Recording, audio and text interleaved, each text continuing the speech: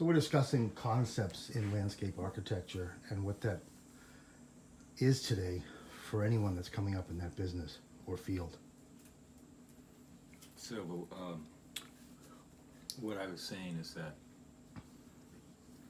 what the job requires is a kind of multi-level approach where, I think it's not just architecture, it's any creative endeavor, and life in general functions like this. Is there's a kind of creative part, which is a vision and a concept, and it an example of that would be when you go to a site, what you see, or what the client is asking for, and sort of trying to understand the environmental condition and what the world is asking, what the nature of the site is, right? And building that and putting that, blending that with the other forces, and out of the concept comes the design, and that's a very creative and personal expression of the world, and it requires lots of skill and observation of all these forces that I just mentioned. And then once there's a design, it sort of has to get put into a technical realm, which is on paper. And well, the design uses paper too, but for me at least, it's more sketch and playing around with these relationships and these forces on paper. It's a free. And then the next part is sort of capturing that, and I think of it as a representation of that. Mm-hmm. Those forces on paper, and I'm very sensitive to the way that drawings feel. It's never enough to have a one-dimensional drawing, because I think we're dealing with multi-dimensional aspects of the world, and the drawing, through line weight, through the proportional relationships, through very clever sort of poetic labeling and notes and articulation of concepts. I like to see that the drawings sort of speak almost like you could put it up in a gallery and have look at it and see this layered, nuanced approach that addresses the forces, addresses the concepts, the nature, the environmental ethic, the physical structure, the drainage, the beauty of the form, the proportional relationships, the function, and the horticulture and the sun and the rain, and all the natural forces, the microclimate, and interesting plants, and maybe food production, or whatever, the bee health, butterfly, hummingbirds. So it's a complete, from head to toe for you, embodiment of art, as well as the physical properties of managing a staff, a business, relationships. Yeah. How do you overcome Go ahead. Well, how does one, in what you do, have so much artistic freedom, yet have to multitask relationships, people, management, the mason to the homeowner? Yeah. It has to do with speaking languages, like languages of culture and languages of awareness and the appropriateness of what the intent, what you're trying to do. And so when you're talking to a mason that is, an incredible worker, somebody that works a real honest day's work, I often feel like they're working way harder than me, because they are actually physically. And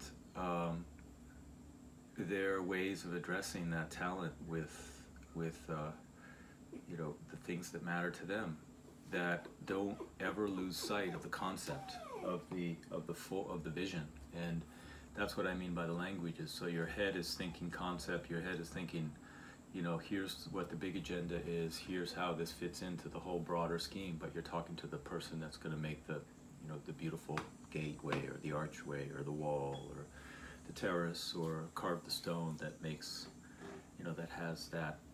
It's like a microcosm. It represents all the beauty and all the complexity of the whole design in a little piece, like a fractal kind of structure.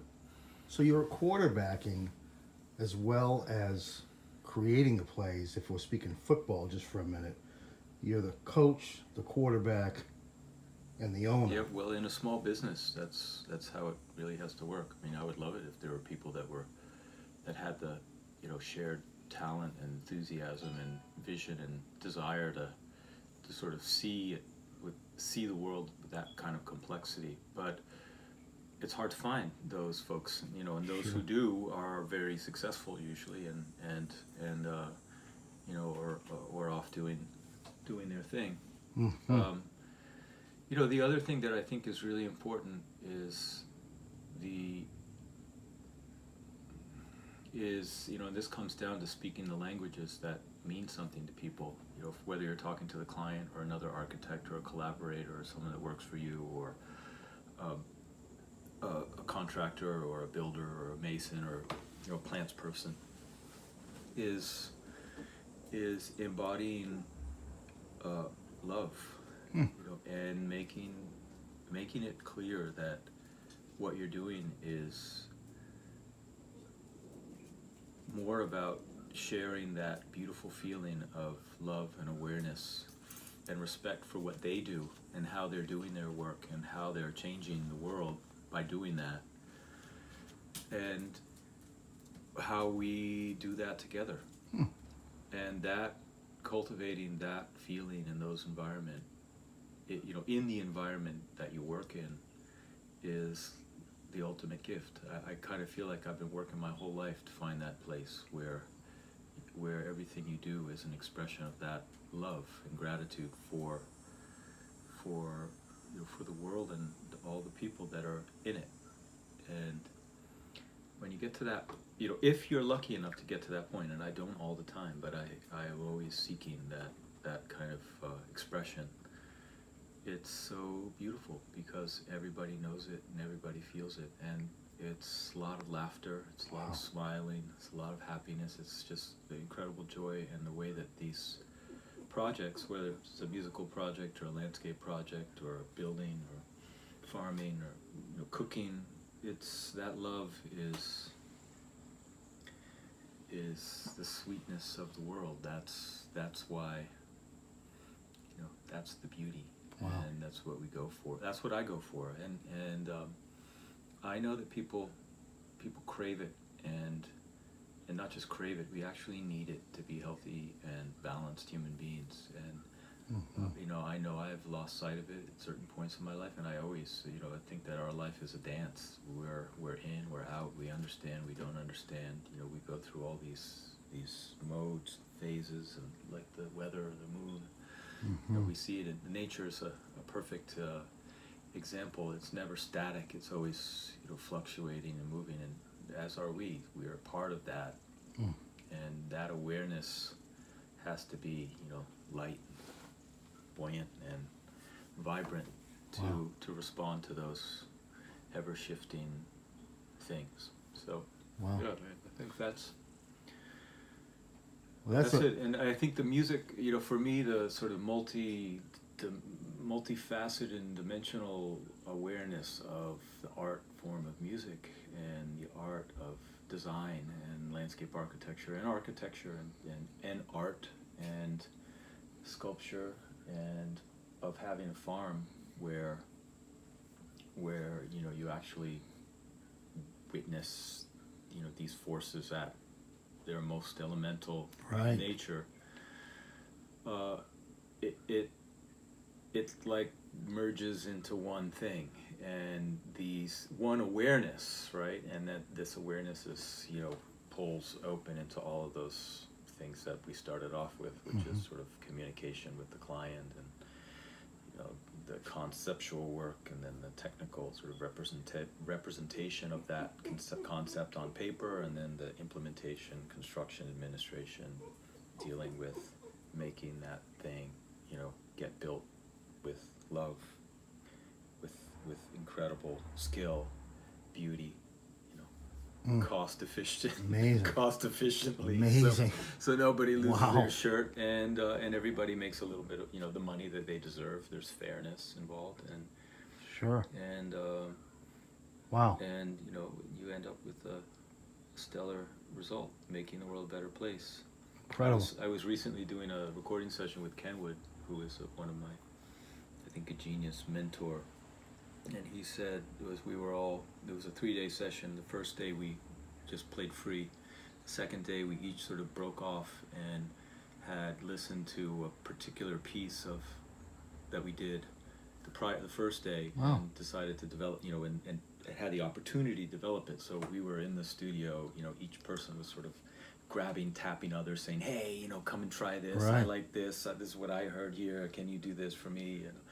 And Kenwood was sitting there sort of working on what would later become the part he was just sort of marveling with this great sort of smile and joy, thinking, man, he said, we're making the world a better place. And it was so, at first, like a lot of things Ken would say, they kind of fly over your head. You don't quite understand the gravity, and then you realize like that embodies exactly what I'm talking about. It embodies the concept, which put us all in that studio together with a whole 7 beautiful creative souls, and the technical work of how it's designed and of getting down to the nitty-gritty and pulling a piece apart and stitching it back together and utilizing the talent and sort of reinventing the what was spontaneous the first day into a more compositional thing, and then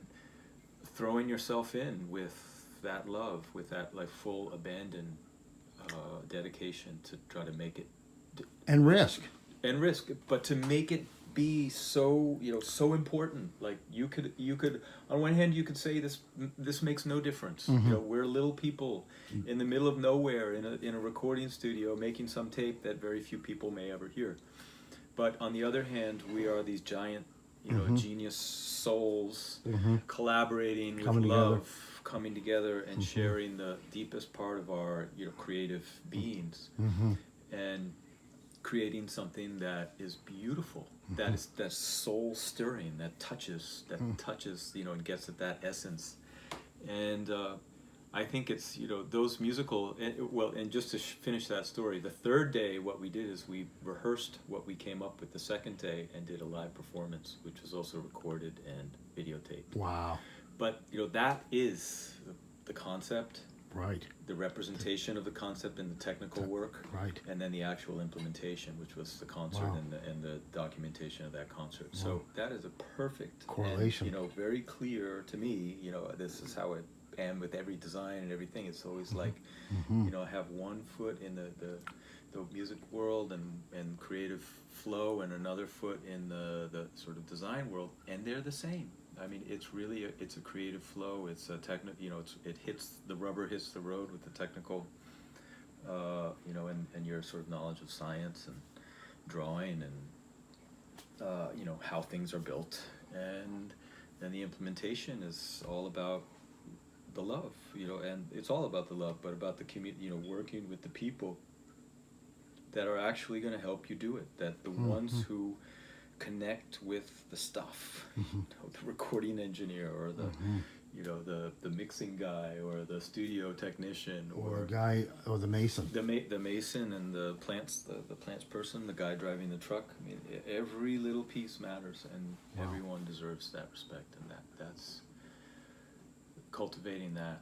in our lives is a gift and a great opportunity to change the world. Thanks, Kenwood, for that. We try to do it every day, and I appreciate your articulation of that very simple and beautiful, not so simple, very beautiful reality. Wow. This has been Wesley Wirth. Such a pleasure to visit with my friend. We'll be back for more farm sessions. Designer, composer, writer, and entrepreneur at the most high level. We appreciate you spending time with us today, and we'll be back again with Paul Sarni and the Miracle Minute.